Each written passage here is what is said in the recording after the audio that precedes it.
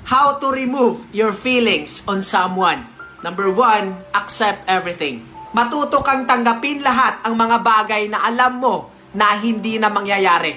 Kasi pag hindi mo tanggap ang mga bagay, parang sinasaktan mo na rin ang sarili mo. Number 2, focus on something. Mag-focus ka na lang sa ibang bagay na makakatulong sa'yo or sa mga bagay na in the near future ay makakatulong sa'yo. Huwag na huwag mong laanan ng oras yung taong wala nang pakialam sa'yo.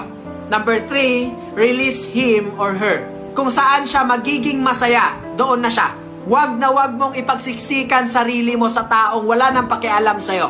Dapat i-value mo rin ang sarili mo. At ito na huwag mong hahabulin ang isang taong palaging tumakbo papalayo sa'yo. At pang-apat, stop being dilulo. I know na ito talaga yung main problem ng karamihan. Bakit ka kasi nag-imagine ng mga bagay na hindi naman mangyayari sa personal? Pang-5, block him or her on Facebook.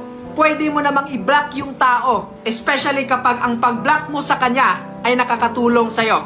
At ito no, kung hindi mo man kayang i-block siya sa Facebook, ipa-block mo siya sa kaibigan mo.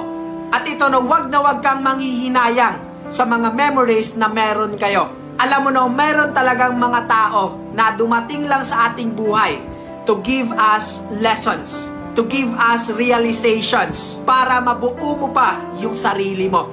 At pang-6 na dapat mong gawin para mawala na yung feelings mo sa kanya, love yourself. Makinig kang mabuti. This is a must. Huwag puro ibang tao ang mahalin mo. Mahalin mo din ang sarili mo.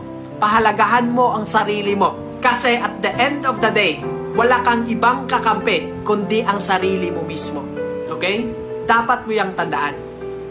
Amping.